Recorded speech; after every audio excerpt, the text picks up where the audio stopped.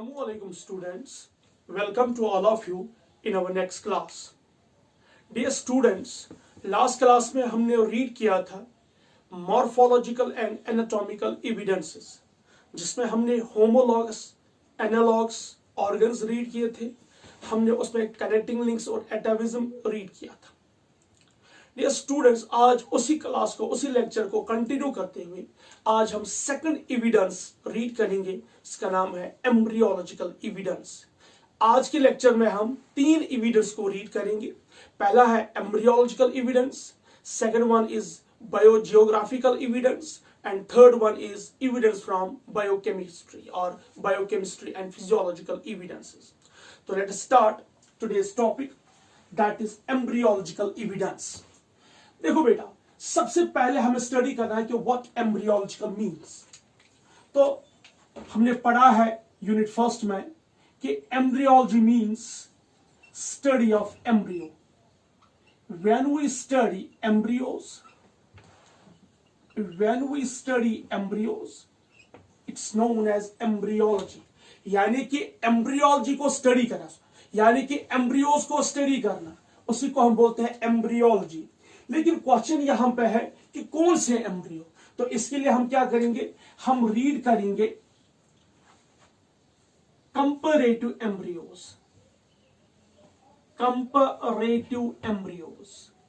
Now यहां पे embryo तो हम रीड करेंगे, हमें यहां पे डेवलपमेंट ऑफ एम्ब्रियो को रीड करना ही करना है, लेकिन हमें इन एम्ब्रियोज को कंपेयर करके रीड करना है. कैसे, देखिए बेटा, हम स्टार्ट करेंगे फिश से, पाइसेस. उसके बाद हम रीड करेंगे एम्फीबियंस. उसके बाद हम रीड करेंगे रेप्टाइल्स. उसके बाद रीड करेंगे हम aves and then mammals. Dear students, हम क्या करेंगे, हमारे पास फिश है, हम उसका एम्ब्रियो लेंगे. उसके बाद एम्फीबियंस का एम्ब्रियो, उसके बाद रेप्टाइल्स का एम्ब्रियो, उसके बाद एव्स का एम्ब्रियो, उसके बाद मैमल्स का एम्ब्रियो. सो यहां पे हम क्या करेंगे, हम स्टडी करेंगे embryo of these 5 classes. Class pisces जिसमें फिश आता है एग्जांपल, क्लास एम्फीबिया जिसमें फ्रॉग आती है, क्लास रेप्टाइलिया जिसमें हम लिजर्ड लेंगे, क्लास एव्स जिसमें हम बर्ड्स लेंगे, पैरट या पिजन, इस तरह क्लास मैमेलिया जिसपे हम ह्यूमंस और रैबिट का एम्ब्रियो स्टडी करेंगे. तो जब हम इन 5 एम्ब्रियोज को स्टडी करेंगे, इनके डेवलपमेंट स्टेज को स्टडी करेंगे, लेकिन कंपेयर करके, उससे हम कहते हैं कंपैरेटिव एम्ब्रियोलॉजी. यानी कि यहां पे हमें एम्ब्रियोज को स्टडी करना है by comparing between the different classes, class pisces, class amphibians, reptiles, aves and mammals. तो जब हम इन एम्ब्रियोज को कंपेयर करके स्टडी करेंगे, इसे हम कहते हैं कंपैरेटिव एम्ब्रियोलॉजी. तो बेटा, हमने 2 चीजें पहले लर्न की है, क्योंकि हमारा जो एविडेंस नंबर 2 है, that's embryological evidence. What is embryological evidence? When we study the embryos it's known as embryology. लेकिन जब हम एम्ब्रियोज कंपेयर करके स्टडी करेंगे, हम उससे कहते हैं कंपैरेटिव एम्ब्रियोलॉजी. अगर हम Pisces, amphibians, reptiles, aves and mammals के एम्ब्रियो को कंपेयर करके स्टडी करेंगे, उनके डेवलपमेंट स्टेज को कंपेयर करके स्टडी करेंगे, हम उसे नाम देते हैं कंपैरेटिव एम्ब्रियोलॉजी. लेकिन ये कंपैरेटिव एम्ब्रियोलॉजी हम इस तरीके से स्टडी करेंगे कि देखेंगे कि ड्यूरिंग कोर्स ऑफ एवोल्यूशन में किस तरीके से मॉडिफिकेशन हुई है, किस तरीके से चेंज हुई है, किस तरीके से एवोल्यूशन हुआ है. So we will use the comparative embryology as an evidence in the favour of organic evolution. यानी कि हम कंपैरेटिव एम्ब्रियोलॉजी को यूज कर सकते हैं, स्टडी कर सकते हैं as a tool, as an evidence for evolution. So comparative embryology can be used as evidence. किसके लिए? For evolution. तो evolution के लिए हम comparative embryology को यूज कर सकते हैं as an evidence और as a tool. So जब हम comparative embryology रीड करेंगे, जब हम comparative embryology को स्टडी करेंगे, we will take this as an evidence for evolution. तो ध्यान से देखिए बेटा, अगर हम लेते हैं फिश, फॉर एग्जांपल हम बात करेंगे पाइसिस की, फिश की, तो फिश का हम एक एम्ब्रियो लेते हैं। सपोज हमने लिया है एम्ब्रियो, चलिए हम पहले जाइगोट लेते हैं, ठीक है बेटा। इसके बाद एम्फीबियंस का जाइगोट, उसके बाद रेप्टाइल्स का जाइगोट, उसके बाद एव्स का जाइगोट, उसके बाद मैमल्स का जाइगोट। जब ये सारे जाइगोट हम लेंगे तो हम देखते हैं कि इन जाइगोट में कोई भी डिफरेंस नहीं है। एक वेल हम कह सकते हैं जो एक ट्रूली एम्ब्रियोलॉजिस्ट है वो भी इनके बीच में डिफरेंशिएट नहीं कर सकता है। तो यहां से हम पहले स्टार्ट करते हैं कि सारे क्लास के जो जाइगोट है, टू सेल जाइगोट, ये बिल्कुल सिमिलर है, इनमें कोई भी डिफरेंस नहीं है। उसके बाद जब यही जाइगोट डेवलप होंगे एम्ब्रियो यानी कि मरूला स्टेज में, morula stage, again there will be no difference. Morula is a mass of cells. तो ये सारे जाइगोट अब किस में डेवलप हो रहे हैं? मरूला स्टेज में। हमने पढ़ा है marula, little mulberry, mass of cells. तो again there is no difference. फिर जब ये मरूला कन्वर्ट होंगे किसमें? ब्लास्टूला में, ब्लास्टूला में, ब्लास्टूला में, ब्लास्टूला में। Dear students, again there is no difference.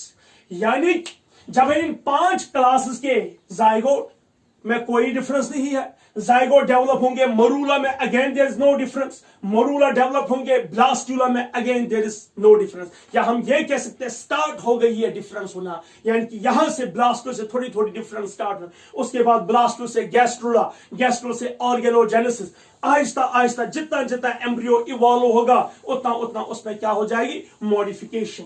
तो जब हम इन एम्ब्रियोज को स्टडी करते हैं, हमने अर्ली स्टेज में देखा, हमने डेवलपमेंट के अर्ली स्टेज में देखा कि इनके बीच में कोई भी डिफरेंस नहीं है, लेकिन with the passage of time slightly जो है एम्ब्रियोज आहिस्ता आहिस्ता मॉडिफाई होने लगे, चेंज होने लगे। और उसके बाद हम देखते हैं सपोज हम रेप्टाइल्स, एव्स एंड मैमल्स या amphibians, reptiles, aves and mammals देखते हैं, इनके एम्ब्रियो में कुछ ऐसे कैरेक्टर्स है जो पाइसिस यानी कि फिश के एडल्ट में वो कैरेक्टर्स है। सपोज हम बात करेंगे यहां पे गिल्स की।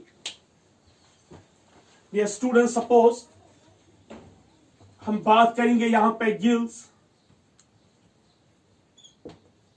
हम यहां पे बात करेंगे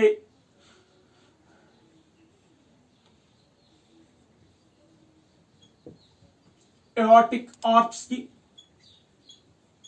हम यहां पे बात करेंगे गिल स्लिट्स की। तो dear students, in gills, gill slits, aortic arch, इनमें जो है ये पाइसिस के वो कैरेक्टर्स है जो एडल्ट में। अगर आपको याद होगा जो पाइसिस है, फिश है, वो रेस्पिरेशन करते हैं थ्रू गिल्स, इसमें गिल स्लिट्स होते हैं। लेकिन amphibians, reptiles, aves and mammals, इनमें कहीं पे भी ये गिल्स नहीं है। लेकिन जब हम एम्फीबिया के एम्ब्रियो को, रेप्टाइल्स के एम्ब्रियो को, एव्स के एम्ब्रियो को, मैमल्स के एम्ब्रियो को रीड करते हैं, स्टडी करते हैं, तो हम देखते हैं कि जो ये गिल्स और गिल आर्च है, गिल स्लिट्स है, ये पाए जाते हैं amphibians, reptiles, aves and mammals के एम्ब्रियो में। तो पाइसिस का वो कैरेक्टर जो उसके एडल्ट में है, वो एक्चुअली इनके हायर क्लास के एम्ब्रियोज में पाए जाते हैं। हायर क्लास कौन है? Amphibians, reptiles, Aves, mammals. तो पाइसिस में गिल्स, गिल आर्चेस एक्सेट्रा जो कैरेक्टर्स है वो पाए जाते हैं इनके एडल्ट स्टेज में। यानी कि पाइसिस के एडल्ट में जो कैरेक्टर्स है वो एम्फीबियंस, रेप्टाइल्स, एव्स और मैमल्स के एम्ब्रियोनिक स्टेज में वो कैरेक्टर्स है। तो दैट मीन्स अगर amphibian, reptiles, aves and mammals, अगर इनके एडल्ट में वो कैरेक्टर नहीं है लेकिन इनके एम्ब्रियोनिक में वो कैरेक्टर्स है, जिससे हमें ये पता चलता है कि यस, ये amphibians, reptiles, aves and mammals evolve हुए हैं किन से? पाइसिस से, फिश से या फिश लाइक एनिमल्स से। तो हमें यह पता चलता है कि ये जो हायर एनिमल्स है, ये जो हायर क्लास ऑफ एनिमल्स है, इनके एम्ब्रियोनिक में ऐसे कैरेक्टर्स मौजूद है जो पाइसिस के एडल्ट ऑर्गन के एडल्ट ऑर्गन में वो कैरेक्टर्स है। So these living organisms have been evolved from the pisces, hence becomes a proof for embryological evidence. अब जरा ध्यान से देखिए, जो एम्फीबियंस है, amphibians, reptiles, aves and mammals, वो कैरेक्टर्स जो इनके एम्ब्रियोनिक स्टेज में है, वो कैरेक्टर जो इनके एम्ब्रियोनिक स्टेज में है, वो एक्चुअली कहां पे है? पाइसिस के एडल्ट्स में। तो जब हम एम्फीबियंस, रेप्टाइल्स और एव्स और मैमल्स के एम्ब्रियो को स्टडी करते हैं तो हमें याद आता है कि ऐसे कैरेक्टर जो एम्ब्रियोनिक स्टेज में कैरेक्टर्स है, वो एक्चुअली किसी फाइलम में, किसी स्पीशीज में या किसी ऑर्गेनिज्म के एडल्ट में वो कैरेक्टर्स है। यहां मैंने अभी बात की गिल्स के, सिंपल कोड करता हूं एग्जांपल, गिल्स या गिल स्लिट्स के।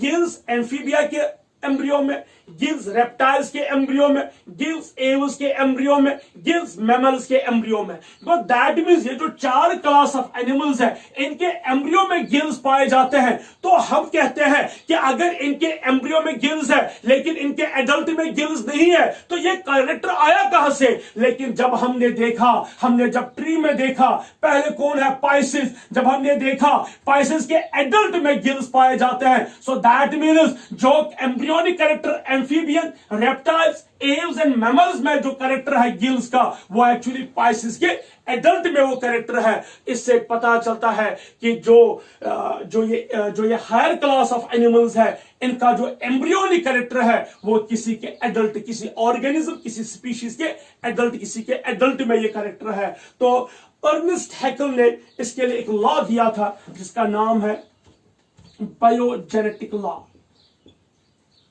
बायोजेनेटिक लॉ, ये लॉ क्या कहता है? Biogenetic law, I will not write it here. Ontogeny recapitulates phylogeny. Ontogeny recapitulates phylogeny. Phylogeny, देखिए ऑन्टोजेनी, द एम्ब्रियोनिक कैरेक्टर्स, वो कैरेक्टर जो एम्ब्रियोनिक स्टेज में, मैंने अभी बोला एम्फीबिया के एम्ब्रियो में गिल्स पाए जाते हैं, रेप्टाइल्स के एम्ब्रियो में गिल्स पाए जाते हैं, एव्स के एम्ब्रियो में गिल्स पाए जाते हैं, मैमल्स के एम्ब्रियो में गिल्स पाए जाते हैं। So this is an ontogeny, this is an embryonic character. ये हमें याद दिलाता है, ये हमें रिकैप्चुलेट करवाता है फाइलोजेनी, यानी कि phylogeny means the characters present in the species, the characters present in the lower organisms. So अगर हम स्टार्ट करते हैं, देखो बेटा, सपोज अगर मैं प्रोटोजुआ से स्टार्ट करता हूं, प्रोटोजुआ से ही कंटिन्यूअस कहां तक? मैमल्स तक। ये एक ट्री लाइक स्ट्रक्चर बनता है। अगर हम जाते हैं कहां से? प्रोटोजुआ से। आई विल राइट इट हियर।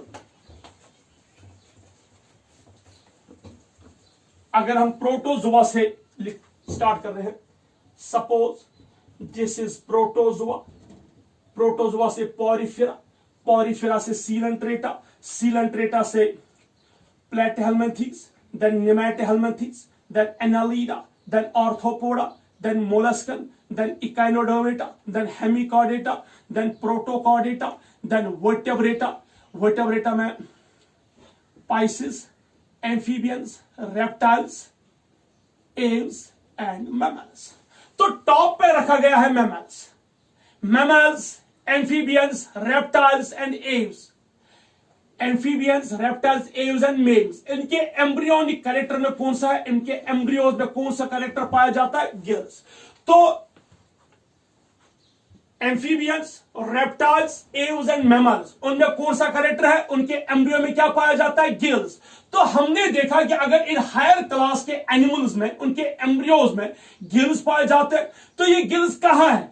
हमने जब नीचे ओर की देखा तो ये पाइसिस में पाया जाता है, ये प्रोटोकॉर्डेटा में पाए जाते हैं, ये हेमिकॉर्डेटा में पाए जाते हैं, ये इकाइनोडर्मेटा में पाए जाते हैं, ये मोलस्का में पाए जाते हैं। सो इट मींस कि जो gills actually higher class of animals के एम्ब्रियोनिक स्टेज में पाए जाते हैं, वही गिल्स लवर एनिमल्स के एडल्ट में ये पाए जाते हैं कैरेक्टर्स। इसलिए अर्नेस्ट हैकेल ने एक लॉ दिया, बायोजेनेटिक लॉ, जिसका मतलब है ontogeny recapitulates phylogeny. Ontogeny means the characters of embryo, यानी कि एम्ब्रियोनिक स्टेज में जो कैरेक्टर्स है वो हमें रिकॉल करते, वो हमें याद दिलाते हैं कि ये कैरेक्टर्स एक्चुअली लवर एनिमल्स के एडल्ट में ये पाया जाता है, उनके बॉडी में ये कैरेक्टर्स है, यानी कि उनके एम्ब्रियो में कैरेक्टर्स नहीं है, उनके बॉडी में कैरेक्टर्स है। सपोज अगर फिश स्पाइसेस लेते हैं, उसमें गिल्स पाए जाते हैं, वो गिल से रेस्पिरेशन करती है। यही गिल जो है ये एक्चुअली हमारे जो हायर क्लास ऑफ एनिमल्स है उनके किस में पाया जाता है, उनके एम्ब्रियोनिक स्टेज में ये पाए जाते हैं। सो इससे पता चलता है कि ऑन्टोजेनी रिकैप्सुलेट्स फाइलोजेनी। अब जरा ध्यान से देखें, एक और पॉइंट यहां पे हम डिस्कस करेंगे। हम पाइसिस की बात करेंगे। पाइसिस में 2 चैम्बर्ड हार्ट है, ठीक है।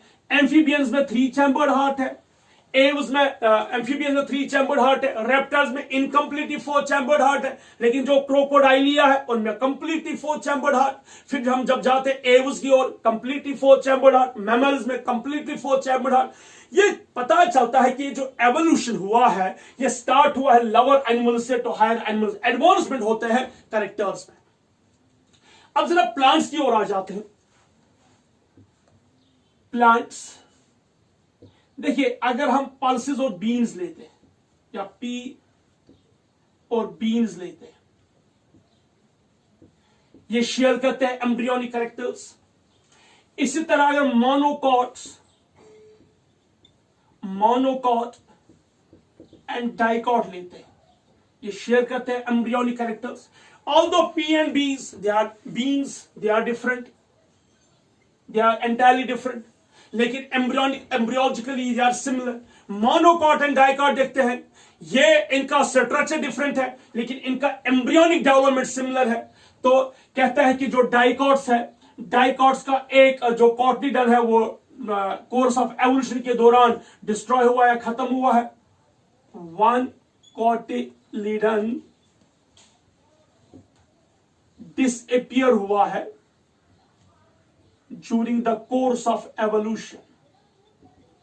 During the course of evolution,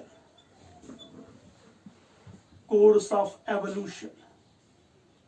तो एवोल्यूशन के दौरान जो डाइकॉट्स है उनका एक कॉटिलिडन डिसअपियर हुआ है, जिससे क्या होता है, क्या डेवलप हुआ, जिससे मोनोकॉट डेवलप। तो दैट मीन्स जो मोनोकॉट्स है, मोनोकॉट्स इवॉल्व्ड फ्रॉम डाइकॉट्स। कैसे? By the disappearance of one of the cotyledon. वो यानी कि डाइकॉट का एक कॉटिलिडन डिसअपियर हुआ है जिससे मोनोकॉट्स इवॉल्व हो गए हैं। Monocot and dicot structurally different लेकिन इनके एम्ब्रियोनिक डेवलपमेंट सिमिलर है। तो ये बनता है एक और एविडेंस कि यस एवोल्यूशन हुआ है। So this evidence was the embryological evidence, जिससे ये पता चलता है कि जो एवोल्यूशन है वो हुआ है कहां से, फ्रॉम लोअर एनिमल से हायर एनिमल्स में। जिसमें हमने कोट किया था एक एग्जांपल किसकी ओर, कि किस तरीके से एम्ब्रियोनिक कैरेक्टर्स हायर एनिमल्स के होते पाए जाते हैं। जब हम कैरेक्टर्स को, एम्ब्रियोनिक कैरेक्टर्स को देखते हैं, वो एक्चुअली लोअर एनिमल्स के एडल्ट में पाए जाते हैं, जिसके लिए अर्नेस्ट हैकेल ने एक लॉ दिया था, ऑन्टोजेनी रिकैप्सुलेट्स फाइलोजेनी। बेटा एक और है, उसका नाम है वॉन बेयर। उसने एक लॉ दिया था जिसका नाम था von Baer's law. Actually Haeckel ने अपना लॉ जो है उसी वॉन बेयर के लॉ से ही डिड्यूस किया था।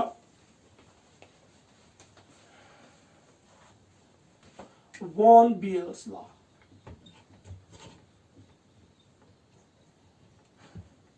Von Baer's law,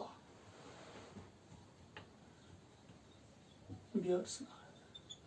actually Ernst Haeckel ने वॉन बेयर के लॉ को ही मॉडिफाई करके बायोजेनेटिक लॉ दिया था। तो वॉन बेयर क्या कहता है? वॉन बेयर कहता है कि जो एनिमल्स के जनरल कैरेक्टर्स हैं, जो जनरल कैरेक्टर्स है वो स्पेशल कैरेक्टर्स से पहले बने।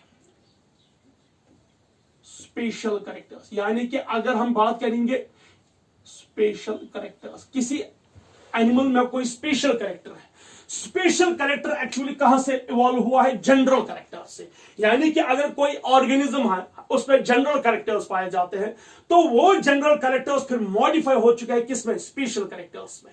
वो जो स्पेशल कैरेक्टर्स है वो एक्चुअली इवॉल्व हुआ है कहां से? फ्रॉम द जनरल कैरेक्टर्स से। ये वॉन बेयर कहता है।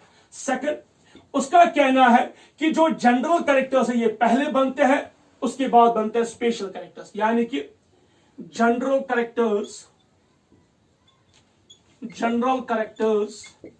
are formed before special characters. Before special characters, यानी कि जो स्पेशल कैरेक्टर्स है उनसे पहले एक्चुअली क्या बने थे, जनरल कैरेक्टर्स। फिर उन्हीं जनरल कैरेक्टर्स में अकॉर्डिंग टू हैबिटेट चेंज आने लगी, मॉडिफिकेशन आने लगी, और वो किस में कन्वर्ट हो गए, स्पेशल कैरेक्टर्स में।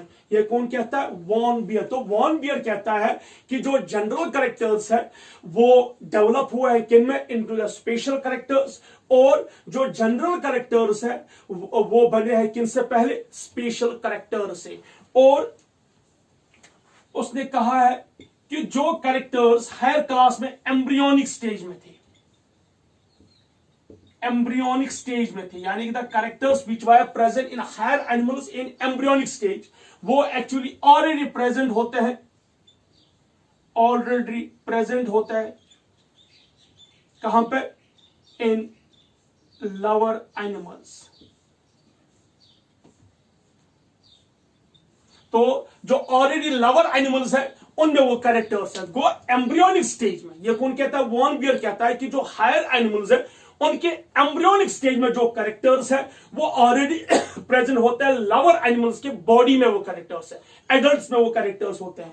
तो अगर हम देखते हैं, सपोज जब हमने रीड किया था, सपोज हमने ह्यूमन एम्ब्रियो रीड किया, तो या हमने रीड किया एम्फीबियंस का एम्ब्रियो, हमने रीड किया रेप्टाइल्स का एम्ब्रियो, तो उनके एम्ब्रियोज में हमने एक कैरेक्टर देखा, गिल्स। तो जब हमने देखा, हमने कहा मैमल्स के बॉडी में कोई गिल्स नहीं है, एव्स के बॉडी में कोई गिल्स नहीं है, रेप्टाइल्स के बॉडी में कोई गिल्स नहीं है, एम्फीबियंस के बॉडी में कोई गिल्स नहीं है, तो फिर ये एम्ब्रियोनिक स्टेज के गिल्स कहां से आ गए। फिर जब हम थोड़ा नीचे आए, हमने देखा पाइसिस में एक्चुअली एडल्ट में ये स्टेज में ये गिल्स है।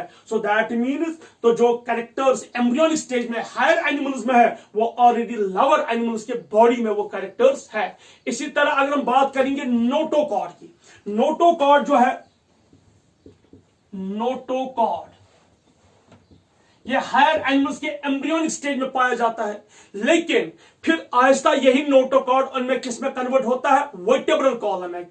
जो हायर कॉर्डेटा है, जो हायर वर्टेब्रेटा है, उनके बॉडी में वर्टेब्रल कॉलम है, उनमें नोटोकॉर्ड नहीं है। लेकिन जब हम इस नोटोकॉर्ड को देखते हैं, ये एम्ब्रियोनिक स्टेज में मैमल्स हो, एव्स हो, रेप्टाइल्स हो, या पाइसिस हो, या एम्फीबियंस हो, उनके एम्ब्रियोनिक में नोटोकॉर्ड है। लेकिन एडल्ट में यही नोटोकॉर्ड किसमें कन्वर्ट हुआ है, वर्टेब्रल कॉलम में। लेकिन नोटोकॉर्ड कहां पे है, एम्ब्रियोनिक स्टेज में। फिर जब हम इस ट्री को देखते हैं तो हम देखते हैं कि जो नोटोकॉर्ड है ये पाया जाता है प्रोटोकॉर्डेटा में। गो दैट में जो प्रोटोकॉर्डेटा है उनमें नोटोकॉर्ड पाया जाता है, उनके एडल्ट में नोटोकॉर्ड है। तो जो हायर वर्टेब्रेटा है उनके एम्ब्रियोनिक में ये नोटोकॉर्ड है, लेकिन उनके एडल्ट में नोटोकॉर्ड किसमें कन्वर्ट हुआ है, वर्टेब्रल कॉलम में। दैट मीन जो नोटोकॉर्ड है ये कैरेक्टर या तो एडल्ट में पाया जाता है या एम्ब्रियोनिक स्टेज में पाया जाता है, इसलिए तो हम इनको कहते हैं फाइलम कॉर्डेटा। अब जहां तक बात करेंगे प्रोटोकॉर्डेटा की, यानी जिसमें आता है सेफेलोकॉर्डेटा और सेफेलोकॉर्डेटा एंड यूरोकॉर्डेटा, उनमें नोटोकॉर्ड पाया जाता है एडल्ट स्टेज में। लेकिन जो Pisces, amphibians, reptiles, aves and mammals है उनके नोटोकॉर्ड कहां पाया जाता है, एम्ब्रियोनिक स्टेज में। Bye study all these examples ये प्रूव हो जाता है कि एवोल्यूशन हुआ है। तो एम्ब्रियोलॉजिकल एविडेंस से प्रूव बनता है कि yes evolution has occurred from lower animals to higher animals. आप फिर नोट कीजिए, इसके बाद हम सेकंड एविडेंस देखेंगे, evidence from biogeography. Yes students, now हम थर्ड एविडेंस स्टार्ट करेंगे, दैट्स बायोजियोग्राफिकल एविडेंस। दो एविडेंस हमने रीड की, पहला था morphology and anatomical evidence, second one evidence from embryology, now third one biogeographical evidence. तो यहां भी हम स्टडी करेंगे व्हाट एक्चुअली बायोजियोग्राफी मींस। पहले हम देखिए इसमें बायोजियोग्राफी का मतलब क्या है। देखिए बायो जो है it means life, but here it means flora and fauna, flora and fauna यानी कि प्लांट्स एंड एनिमल्स। इस तरीके से प्लांट्स एंड एनिमल्स, ठीक है। Geo means earth and graphy means distribution, distribution. तो दैट मीन्स किस तरीके से प्लांट्स एंड एनिमल्स डिस्ट्रीब्यूट हुए हैं, कहां पे, ऑन द अर्थ। या इन शॉर्ट हम कहते हैं the distribution of plants and animals on the earth is known as biogeography. 3 words है, बायो लाइफ यानी कि plants and animals, living organisms, geo earth, graphy means distribution. The distribution of plants and animals on the earth is known as biogeography, so I will write it, distribution of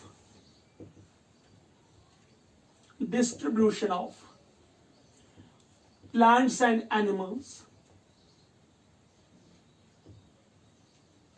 on the earth इसी को हम कहते हैं biogeography. Now dear students, इससे हमें कौन सी evidence मिलती है? तो ध्यान से देखिए, कहते हैं कि पहले पूरे जो अर्थ था, इस पूरे अर्थ पे यूनिफॉर्म डिस्ट्रीब्यूशन थी, यानी कि जो स्पीशीज थे वो हर जगह डिस्ट्रीब्यूट थे। लेकिन with the passage of time there arises discontinuous distribution, क्योंकि इसमें कुछ स्पीशीज के एनिमल्स जो है या कुछ स्पीशीज ऑर्गेनिज्म जो है वो क्या हो गए? एक्सटिंक्ट हो गए। आई will right it here, uniform distribution of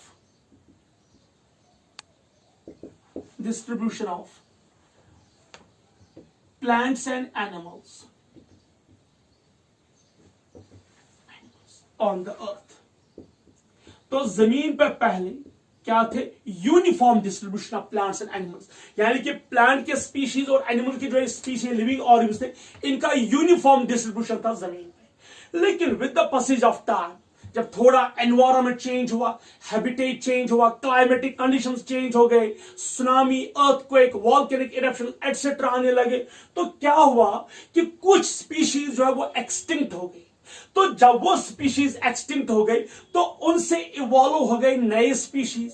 लेकिन जो वो नए स्पीशीज इवॉल्व हो गए वो सिर्फ उस जगह पे इवॉल्व हो गए जहां पे क्लाइमेटिक कंडीशन चेंज हुए, जहां पे एनवायरमेंटल कैरेक्टर्स चेंज हुए, जहां पे एनवायरमेंटल कंडीशन चेंज हो गए, जहां पे हैबिटेट चेंज हुआ, जहां पे जियोग्राफिकल जो हम कह सकते हैं पैरामीटर्स है वो चेंज हो गए।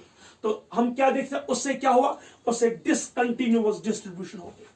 सो I will write due to change किसमें? इन क्लाइमेट, हैबिटेट, या सिंपल हम कह सकते हैं एनवायरमेंट। किसमें चेंज आ गई? क्लाइमेटिक कंडीशन चेंज हो गए, हैबिटेट चेंज हुआ, एनवायरमेंटल कंडीशन चेंज हो गए, या हम ये कह सकते हैं वॉल्केनिक इरप्शंस हो गए, सुनामी, अर्थक्वेक्स, या कहीं पे जो है हैबिटेट डिस्ट्रक्शन हो गया। जिससे क्या हुआ? जहां पे ये एनवायरमेंटल कंडीशन चेंज हो गई, जहां पे क्लाइमेटिक कंडीशंस चेंज हो गई, जहां पे बाकी हैबिटेट डिस्ट्रक्शन हुआ, वहां पे जो रहने वाले कुछ स्पीशीज, कुछ लिविंग ऑर्गेनिजम्स, कुछ प्लांट्स, कुछ एनिमल्स क्या हो गए? एक्सटिंक्ट हो गए। जब वो एक्सटिंक्ट हो गए, लेकिन ड्यूरिंग एक्सटिंक्शन वहां पे एवोल्यूशन हो गए, वहां पे इवॉल्व हो गए नए लिविंग ऑर्गेनिजम्स। तो वो living organism rest of the earth के ऑर्गेनिज्म से डिफरेंट थे, वो rest of the living organism से मैच नहीं कर रहे थे। रीजन क्यों नहीं मैच कर रहे थे? क्योंकि जो ये एनवायरमेंटल या क्लाइमेटिक कंडीशन चेंज होना, हैबिटेट डिस्ट्रक्शन हुआ, ये किसी पर्टिकुलर जगह पे हुआ, ये पूरी अर्थ पे नहीं हुआ। यानी कि जो एनवायरमेंटल कंडीशन हम कह सकते हैं सुनामी, अर्थक्वेक या वॉल्केनिक इरप्शन या कहीं पे हैबिटेट लॉस, ये किसी पर्टिकुलर जगह पे हो गया। जब उस पर्टिकुलर जगह पे हो गया, उस पर्टिकुलर जगह पे जो एनिमल्स रहते थे या जो प्लांट्स रहते थे या जो लिविंग ऑर्गेनिज्म रहते थे वो एक्सटिंक्ट होने लगे, वो अडॉप्ट नहीं कर पाए उस क्लाइमेटिक कंडीशन को, वो अडॉप्ट नहीं कर पाए उस एनवायरनमेंट को, जिस वजह से वो आहिस्ता आहिस्ता क्या होने लगे? एक्सटिंक्ट होने लगे। और जब वो एक्सटिंक्ट होने लगे तो उससे क्या हुआ? वहां नए लिविंग ऑर्गेनिज्म इवॉल्व होने लगे। तो जब वहां पे नए ऑर्गेनिज्म इवॉल्व होने लगे, वो rest of the living organism जो बाकी जगह पे, बाकी की बाकी जगह पे वो और उनसे डिफरेंट थे। तो इससे क्या हुआ? Discontinuous distribution, discontinuous distribution. Students, अगर आपको याद होगा मैंने पहले लिखा क्या? Uniform distribution. कहते हैं पहले जब एवोल्यूशन, जब लिविंग ऑर्गेनिज्म बनने लगे तो सब यूनिफॉर्म थे, यूनिफॉर्म मींस हर जगह पे इनकी डिस्ट्रीब्यूशन थी, हर जगह पे ये ऑर्गेनिजम्स थी। चलिए हम बात करेंगे, एक सिंपल सी हम बात करेंगे, हम मार्सुपियल एनिमल्स और मोनोट्रीम्स जो पाए जाते हैं ऑस्ट्रेलिया और न्यूजीलैंड के एडजॉइनिंग आइलैंड्स पे, वो एक्चुअली कहते हैं पूरे वर्ल्ड में थे, वो एशिया में थे, वो अफ्रीका, वो हर जगह पाए जाते थे। लेकिन क्या हुआ कि सडनली जो एशिया है, सडनली किसी पर्टिकुलर एरिया का एनवायरमेंटल कंडीशन चेंज हुआ, हैबिटेट चेंज हुआ, हैबिटेट लॉस हुआ। तो जब एनवायरमेंटल कंडीशन चेंज होने लगी, हैबिटेट डिस्ट्रॉय होने लगा, अर्थक्वेक्स होने लगे, वॉल्केनिक इरप्शंस होने लगे, तो व्हाट हैपेंस, उस पर्टिकुलर एरिया में, उस पर्टिकुलर जियोग्राफिकल एरिया में जो लिविंग ऑर्गेनिजम्स थे वो आहिस्ता आहिस्ता क्या होने लगे, एक्सटिंक्ट, और उनकी जगह एवोल्यूशन हुआ नए ऑर्गेनिज्म, उनकी जगह जन्म हुआ नए लिविंग ऑर्गेनिजम्स। और वो लिविंग ऑर्गेनिज्म सिर्फ उस पर्टिकुलर एरिया में मौजूद है, वो किसी और जगह पे एरिया में मौजूद नहीं थे, जिसकी वजह से क्या हुआ, डिसकंटिन्यूअस डिस्ट्रीब्यूशन। तो इसमें मैं कोट करता हूं example,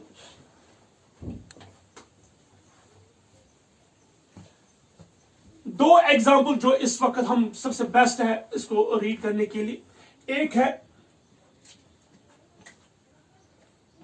marsupial animals, marsupial animals, ठीक है, और मोनोट्रीम्स। ये जो लिविंग ऑर्गेनिज्म कहां पाए जाते हैं, ऑस्ट्रेलिया और न्यूजीलैंड में, ऑस्ट्रेलिया एंड न्यूजीलैंड। कहा जाता है कि ये जो मार्सुपियल एनिमल्स और मोनोट्रीम्स थे, ये कहां पाए जाते, ये एशिया में भी पाए जाते हैं। फिर सडनली वहां पे जियोग्राफिकल बैरियर्स हो गए, जियोग्राफिकल बैरियर्स। क्या होता है जियोग्राफिकल बैरियर्स, देखिए फॉर एग्जांपल फॉर्मेशन, कहीं पे मैस ऑफ लैंड ब्रेक होना, ओशंस बनना, माउंटेन्स बनना, हाई ऑल्टीट्यूड माउंटेन्स बनना, डेजर्ट्स बनना। तो उन्होंने एक पीस ऑफ लैंड को दूसरे पीस ऑफ लैंड से सेपरेट किया। सपोज अगर ये हमारे पास अर्थ है, इस एरिया में कहीं पे कोई बैरियर आ गया, ठीक है, अगर बैरियर्स आ गए तो उन्होंने इस मैस ऑफ लैंड को क्या किया, ब्रेक किया, सेपरेट किया एक दूसरे से। तो जब माउंटेन्स बन गई, जब डेजर्ट्स बन गए, जब ओशंस बन गए, तो क्या हुआ कि जो ये थे मार्सुपियल एनिमल्स और मोनोट्रीम्स, ये सिर्फ कहां पे मौजूद थे, ऑस्ट्रेलिया और न्यूजीलैंड के एरियाज में। तो जो एशिया है, एशिया में क्या होगा, एशिया में जो एशिया है ये सेपरेट हुआ ऑस्ट्रेलिया से, ये सेपरेट हुआ न्यूजीलैंड से। जब एशिया या अफ्रीका की हम बात करेंगे, जब एशिया और अफ्रीका सेपरेट होने लगे, किनसे किनसे सेपरेट हुए, ऑस्ट्रेलिया और न्यूजीलैंड से सेपरेट हुए। तो ये जो एशिया और अफ्रीका है, इनके क्लाइमेटिक कंडीशन, इनके एनवायरमेंटल कंडीशन चेंज होने लगे। जब इनका एनवायरमेंटल कंडीशन चेंज हुआ, क्लाइमेटिक कंडीशन चेंज हुआ, हैबिटेट डिस्ट्रॉय हुआ, तो मार्सुपियल एनिमल्स और मोनोट्रीम्स यहां एशिया और अफ्रीका में आहिस्ता आहिस्ता क्या होने लगे, एक्सटिंक्ट होने लगे, और उनसे क्या इवॉल्व हो गए, न्यू, क्या हम कह सकते हैं, मॉडर्न मैमल्स, मॉडर्न मैमल्स। तो दैट मीन्स एशिया या अफ्रीका में जो मार्सुपियल एनिमल्स और मोनोट्रीम्स थे वो एक्सटिंक्ट हो गए, किसकी वजह से, due to the loss of habitat, due to the change in environment और क्लाइमेटिक कंडीशंस। तो जब वो लॉस हो गए, एक्सटिंक्ट हो गए, एक्सटिंक्ट उनसे क्या अराइज हो गए, न्यू या मॉडर्न मैमल्स। तो आज जब ऑस्ट्रेलिया और न्यूजीलैंड की बात करते हैं, ऑस्ट्रेलिया और न्यूजीलैंड में जो क्लाइमेटिक कंडीशन था, जो हैबिटेट था, किन के लिए, मार्सुपियल और मोनोट्रीम्स के लिए, वो सामान्य था, वो स्टैंड था, वो चेंज नहीं हुआ। तो जब वो चेंज नहीं हुआ और आज तक ये मार्सुपियल और मोनोट्रीम्स वहां पे मौजूद है, लेकिन एशिया और अफ्रीका में लॉस ऑफ हैबिटेट की वजह से, एनवायरमेंटल कंडीशन के चेंज होने से वो एक्सटिंक्ट हो गए और उनसे क्या इवॉल्व हो गए, मॉडर्न मैमल्स। तो यहां जो ये मार्सुपियल एनिमल्स या मोनोट्रीम्स है, ये एशिया और अफ्रीका नहीं आ सके बिकॉज ऑफ जियोग्राफिकल बैरियर्स। तो बैरियर्स की वजह से, जियोग्राफिकल बैरियर्स की वजह से ये जो मार्सुपियल एनिमल्स है, ये जो मोनोट्रीम्स है, ये एशिया और अफ्रीका नहीं पहुंच पाए, जिस वजह से हम देखते हैं कि जो मार्सुपियल एनिमल्स है ये सिर्फ ऑस्ट्रेलिया और न्यूजीलैंड के आइलैंड्स पे मौजूद है, while as marsupial animals and monotremes are not seen in Asia. इसी को हम बोलते हैं discontinuous distribution. discontinuous distribution. This is known as discontinuous distribution. यानी कि कुछ स्पीशीज किसी पर्टिकुलर एरिया में है लेकिन वो किसी दूसरी जगह पर नहीं है. The reason behind that is geographical barriers. What are geographical barriers? Mountains, ठीक है, oceans, deserts, etc. इनके बनने से एक बैरियर हो गया तो जिसकी वजह से एक एरिया के एनिमल्स दूसरे एरिया तक पहुंच नहीं पाए, जिस वजह से हम देखते हैं कि मार्सुपियल एनिमल्स या मोनोट्रिम्स ये सिर्फ महदूद रहे कहां, ऑस्ट्रेलिया और न्यूजीलैंड में, while as in Asian Africa they become extinct due to changing environmental habitat etc. जिस वजह से वहां पर नए मॉडर्न मैमल्स बनने लगे. Dear students, वैगनार ने 1912 में, वैगनार एक जियोलॉजिस्ट था, उसने कहा कि पहले जब अर्थ बनी तो ये अर्थ एक single piece of mass of हम कह सकते हैं लैंड, एक सिंगल पीस ऑफ लैंड था.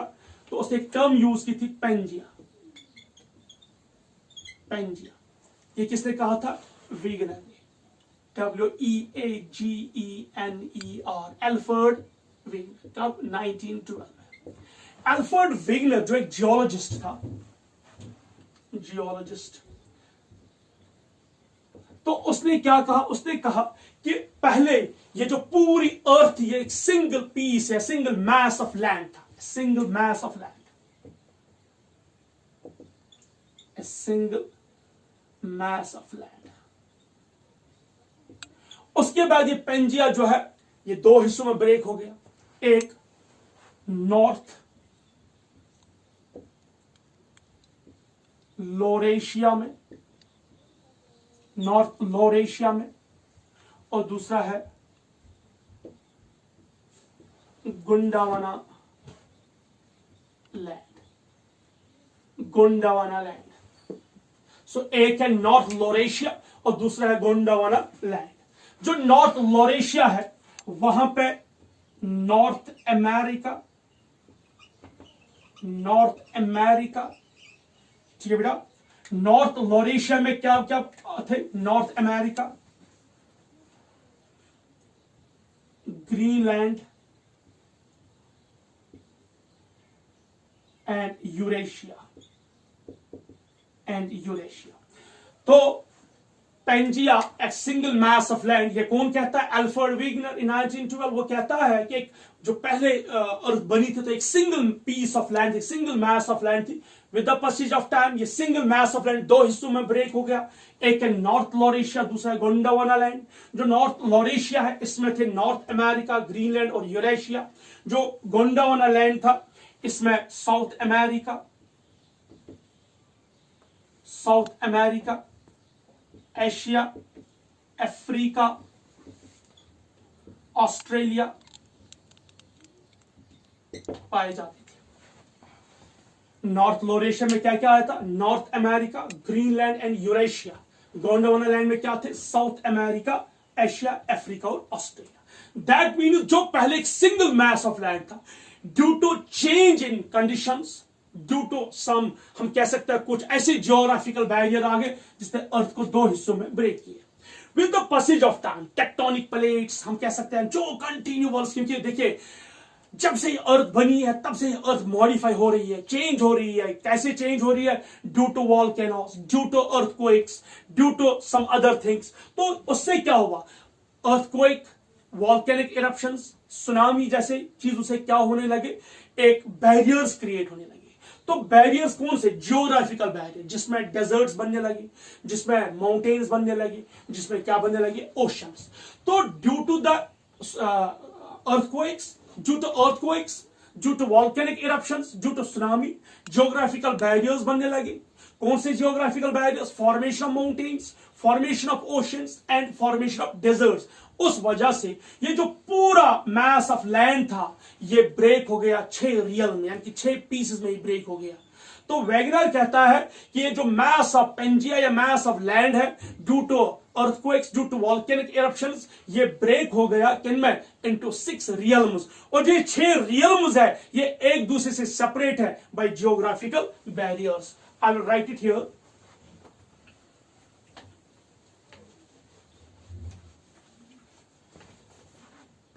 due to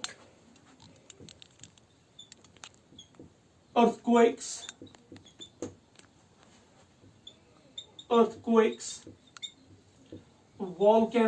volcano eruptions या volcanoes, geographical barriers बनने लगे, geographical barriers are formed,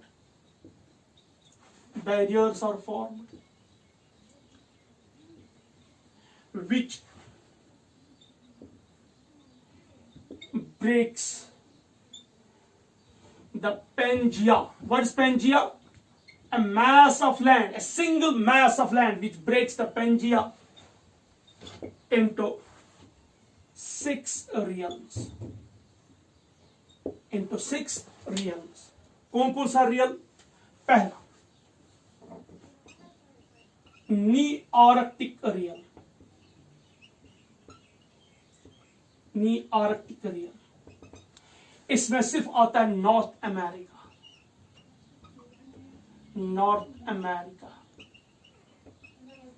ठीक है। नियोआर्कटिक रियल में क्या पाया जाता है? North America. दूसरा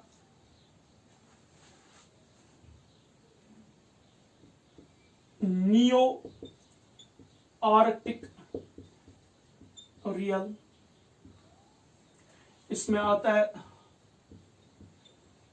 साउथ अमेरिका, ठीक है बेटा। North America and south, and इसमें आता है south and central America, south and central America, ठीक है।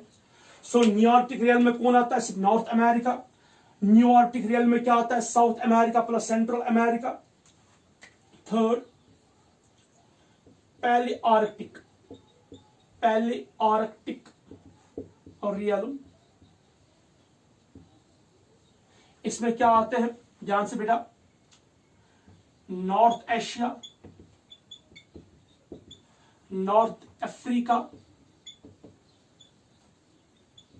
एंड यूरोप, ठीक है। नॉर्थ एशिया किसमें? पहले आर्कटिक रियल में क्या क्या आता है? North Asia, North Africa and Europe. उसके बाद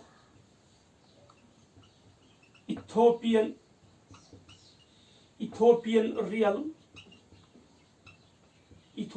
रियल, इसमें क्या आता है?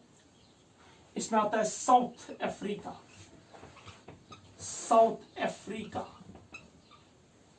इसमें आता है साउथ अफ्रीका, इसमें आता है साउथ अफ्रीका। फिर मैं यहां पे लिखता हूं ऑस्ट्रेलियन रियल, इसमें आता है Australia and New Zealand and adjoining islands, Australia plus New Zealand and adjoining. उसके बाद ओरिएंटल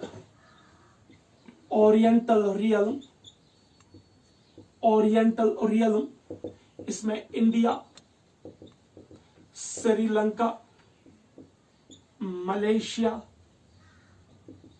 ठीक है, मलेशिया, चाइना, फिलीपींस एक्स्ट्रा। तो इस तरीके से अकॉर्डिंग टू एल्फ्रेड वीगनर कि ये अर्थ जो थी एक सिंगल मैस ऑफ लैंड थी, पेंजिया, जो due to the earthquakes and volcanic eruptions break हो गई 6 टेक्टोनिक प्लेट्स में, 6 रियल्म्स में।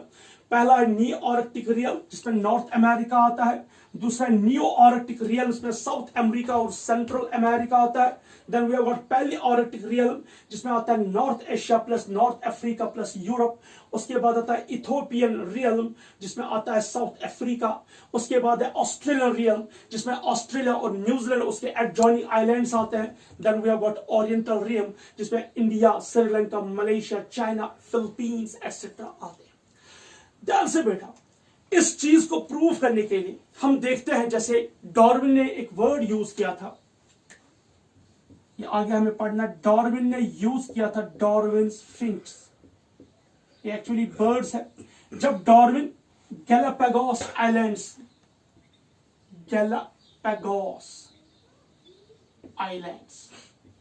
एक्चुअली डार्विन गया था कहां पे, वो एक सी वॉयेज के लिए गया था, तो वहां पे किसमें, इनटू द HMS बीगल, एक जहाज है उसका नाम है HMS बीगल, तो उसी में वो गया था एक हम कह सकते हैं सफर के लिए, घूमने के लिए हम कह सकते हैं, जिसे हम बोलते हैं वॉयेज।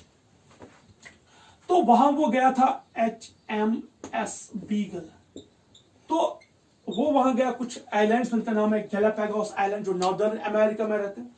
तो वहां पे डार्विन ने क्या देखा, वहां पे डार्विन ने कुछ बर्ड्स देखे, उन बर्ड्स के जो बीक्स थे वो डिफरेंट थे, उन बर्ड्स के जो बीक्स थे या उन बर्ड्स के जो विंग्स थे या उन बर्ड्स का जो कलर था, that was entirely different what Darwin saw in the England. यानी कि डार्विन ने जो इंग्लैंड में, अपने इलाके में, इंग्लैंड में जो उसने बर्ड्स देखे थे वो एंटायरली डिफरेंट थे what he saw the birds in the Galapagos island. इसने उनको नाम दिया फिंच।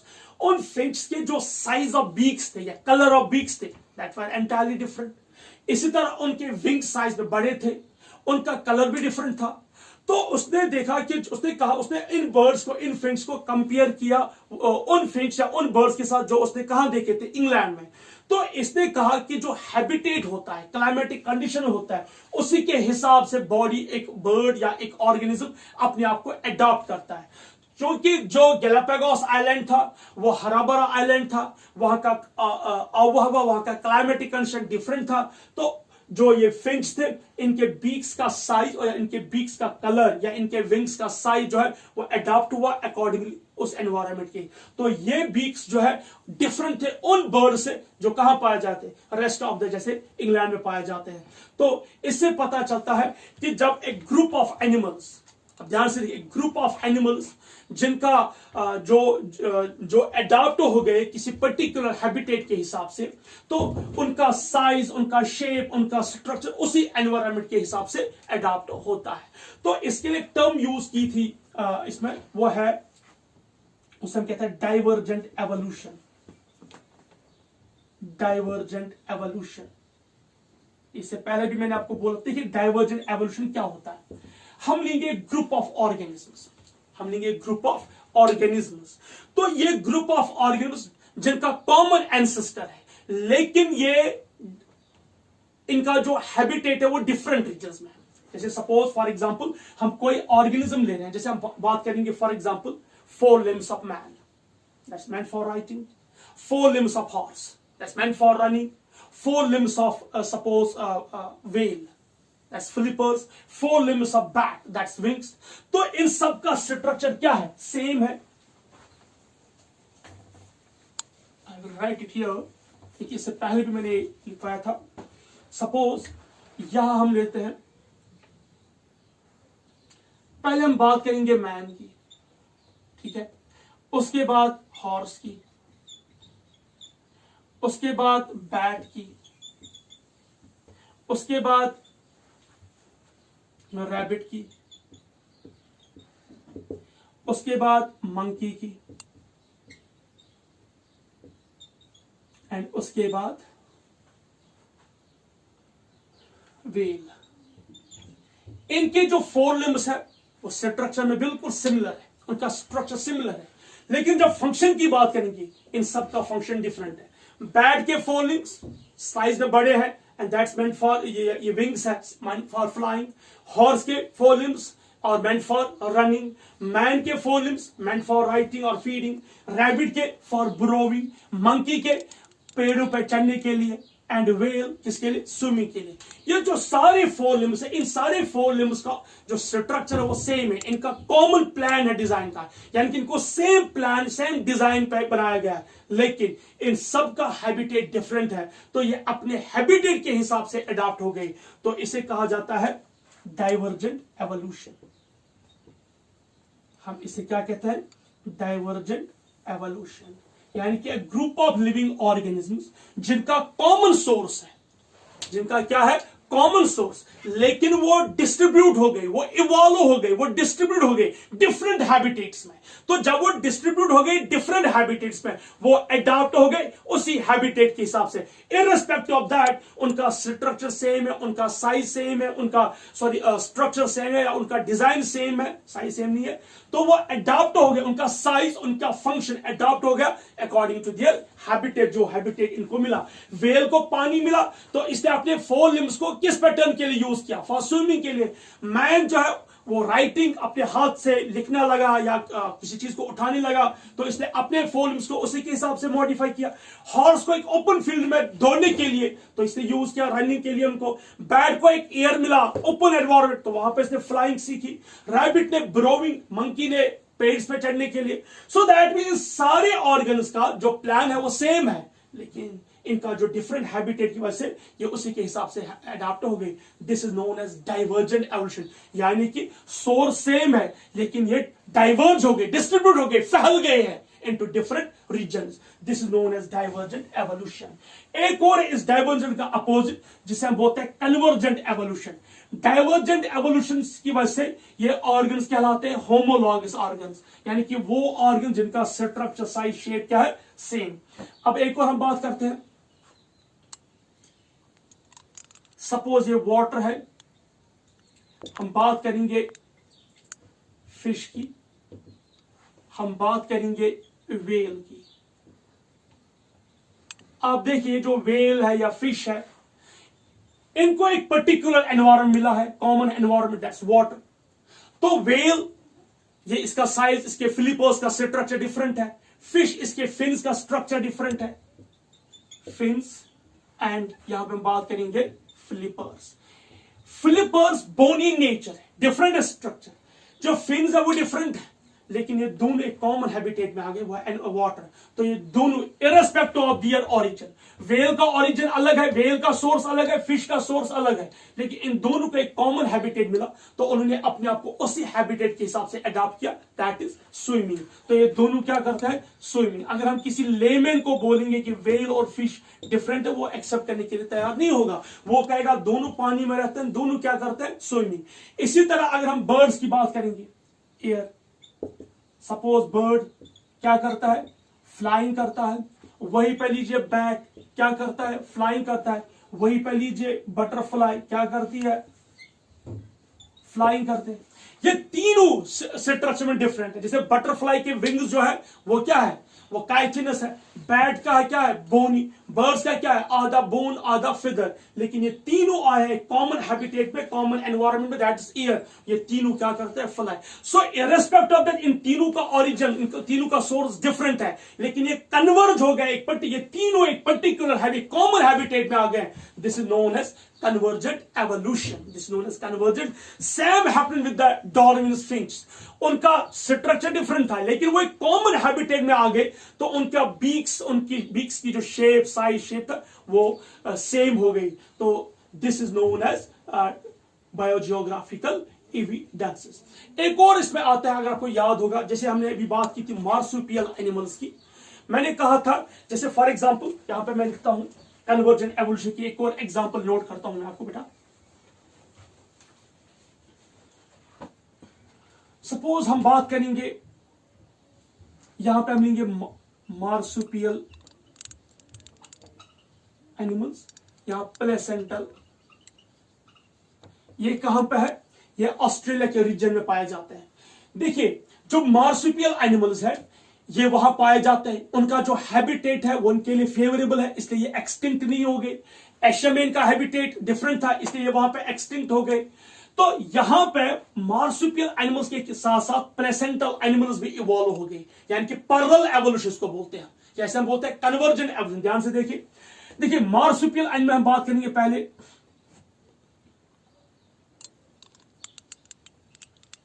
तस्मानियन वुल्फ की। यहां दूसरा कौन सा वुल्फ है? Placental wolf. इसी तरह दूसरा है मार्सुपियल माउस, मार्सुपियल माउस, यहां जनरल प्लेसेंटल माउस, ठीक है। तो थर्ड है मार्सुपियल मोल, मार्सुपियल मोल, यहां पे प्लेसेंटल मोल, या एक और है मार्सुपियल, मार्सुपियल फैलेंजर, या इसे हम कहते हैं फ्लाइंग फैलेंजर भी। तो यहां पे है फ्लाइंग स्क्वायरल, फ्लाइंग स्क्वायरल। देखिए ये जो लिविंग ऑर्गेनिज्म ये ऑस्ट्रेलिया और न्यूजीलैंड के रीजन में पाया जाता है। वहां पे एक मार्सुपियल वुल्फ था, जिसे बोलते हैं टस्मानियन वुल्फ, तो वहां पे प्लेसेंटल वुल्फ भी इवॉल्व हो गया। वहां पे मार्सुपियल माउस था, तो उसी के साथ साथ प्लेसेंटल माउस भी इवॉल्व हो गया। वहां पे मार्सुपियल मोल था, तो वहां पे प्लेसेंटल मोल भी इवॉल्व हो गया। वहां पे मार्सुपियल या फ्लाइंग फैलेंजर था, तो वहां पे फ्लाइंग स्क्वायरल भी इवॉल्व हो गए। सो दैट मीन्स ये सारे एनिमल्स एक पर्टिकुलर कॉमन हैबिटेट में, लेकिन कॉमन हैबिटेट में रहने से आप देखिए इन सबका स्ट्रक्चर जो है ऑल्दो डिफरेंट है, लेकिन ये फंक्शन में सेम है। जो ये देखिए टस्मानियन वुल्फ और प्लेसेंटल वुल्फ, इन दोनों का जो स्ट्रक्चर वो डिफरेंट है, इनका बॉडी प्लान डिफरेंट है, लेकिन इनका कॉमन हैबिटेट है, कॉमन फंक्शन है। Same with the mouse, mole and flying squirrel, ये भी फ्लाइंग करता है, फैलेंजर भी फ्लाइंग करता है। दोनों का स्ट्रक्चर डिफरेंट है, लेकिन कॉमन हैबिटेट में रहने की वजह से इनका फंक्शन जो है फ्लाइंग का कॉमन है। This is a convergent evolution. इसे हम क्या नाम देते हैं? Convergent evolution. What do you mean by convergent evolution? वो एनिमल्स जिनका बॉडी का डिजाइन या बॉडी का स्ट्रक्चर बिल्कुल डिफरेंट है, बिल्कुल डिफरेंट है, लेकिन वो एक कॉमन हैबिटेट में रहने की वजह से उनका जो हम कह सकते हैं जो शेप है या जो फंक्शन है वो क्या रह गई? कॉमन रह गई, सेम रह गई। This was a biogeographical evidence. आप ये नोट कीजिए। इसके बाद हम फोर्थ एविडेंस लेंगे, evidence from biochemical evidence. Now fourth evidence, that's evidence from comparative physiology and biochemistry, जिसे हम एक और नाम देते हैं बायोकेमिकल एविडेंस।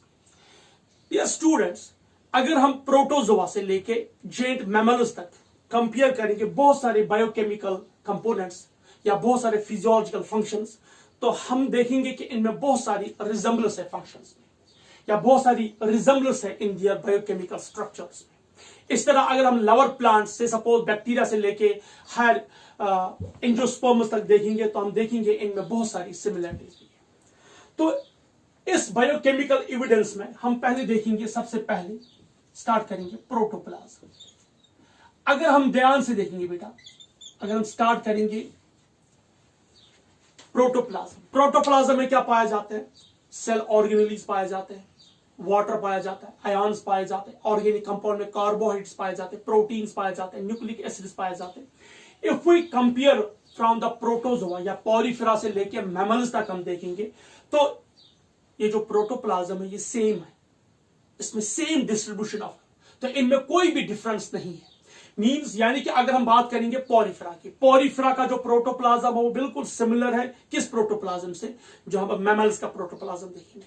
तो जब प्रोटोप्लाज्म में from lower animals to higher animals में कॉमन सिमिलरिटी है, it shows that evolution has occurred. उसके बाद हम दूसरा लेंगे hormones and enzymes, hormones and enzymes.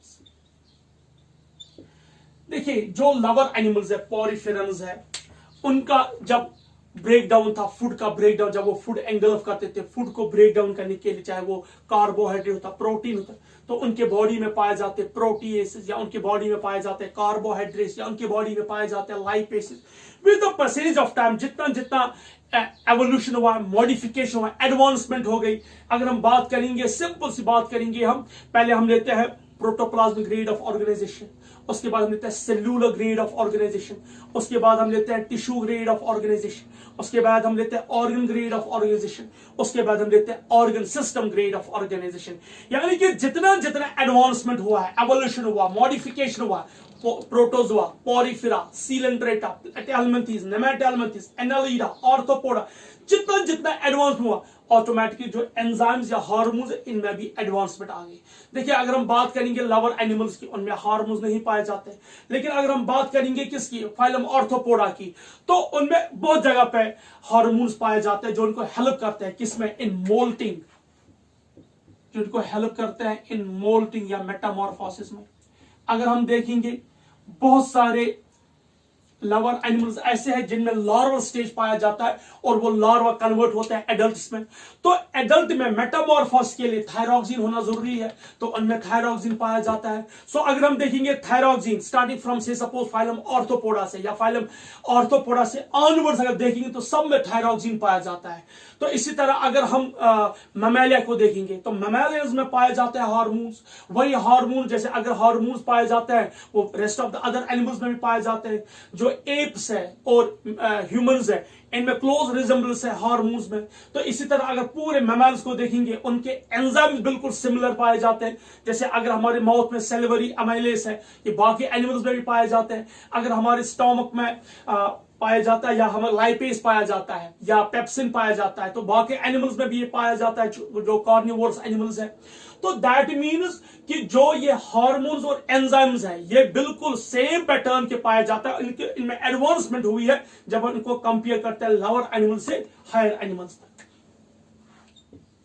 उसके बाद साइटोलॉजी या सेल बायोलॉजी हम बोलते हैं। देखो बेटा अगर हम बात करेंगे लोअर एनिमल्स की, जैसे मैंने भी आपको बोला बैक्टीरिया की हम बात करेंगे, तो बैक्टीरिया में एक सिंपल सेल मेम्ब्रेन का स्ट्रक्चर पाया जाता है जिसके बाद सेल वॉल है और अंदर उसका जनरल न्यूक्लियोइड है, जेनेटिक मटेरियल है, प्रोटोप्लाज्म है और उसमें ऑर्गेनेलीज नहीं है। लेकिन with the passage of time जब एडवांसमेंट हो गई, जब बैक्टीरिया से प्रोकैरियोट से यूकैरियोट्स बनने लगे, पहले यूनिसेलुलर यूकैरियोट्स फिर मल्टीसेलुलर यूकैरियोट्स, जितना जितना एडवांसमेंट होने लगे फंक्शंस में, जितना जितना एडवांसमेंट होने लगे स्ट्रक्चर में, मॉर्फोलॉजी में, एनाटॉमी में, शेप्स में चेंज होने लगे, तो ऑटोमेटिकली सेल्स के अंदर भी क्या आने लगे चेंज। क्योंकि सेल को जब फंक्शन, जब रेट ऑफ फंक्शन बढ़ गई, जब डिमांड बढ़ गई, ज्यादा बढ़ गई फंक्शंस की, एनर्जी की, बाकी चीज की, तो सेल के अंदर भी चेंज आने लगे और जिसकी वजह से सेल ऑर्गेनेलीज भी बनने लगे। तो जब सेल ऑर्गेनेलीज बनने लगे जिनमें फॉर एग्जांपल सेल ऑर्गन्स की हम बात करेंगे जिनमें ER, Golgi body, mitochondria, plastids etcetera.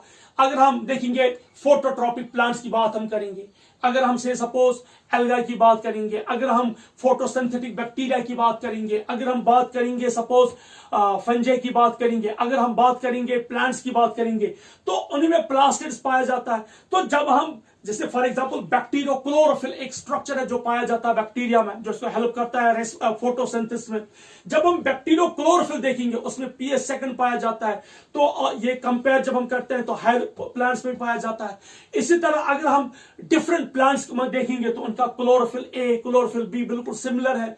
तो दैट मीन्स सेल ऑर्गेनेलीज बनने लगे according to demand, according to the जो उनके फंक्शंस है। वहीं पे अगर हम देखेंगे mitochondria it's present all plants and animals except the prokaryotes, जो इनको हेल्प करता है किसमें, सेल्यूलर रेस्पिरेशन में। राइबोसोम्स को देखिए, it's very important for for the protein synthesis. तो राइबोसोम जो है ये पाया जाता है प्रोकैरियोट्स में भी और ये पाया जाता है यूकैरियोट्स में।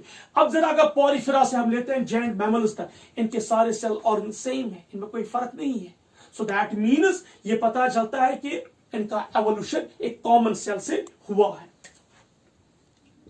उसके बाद अगर साइटोलॉजी के बाद हम देखेंगे क्रोमोसोम्स यानी कि जेनेटिक्स,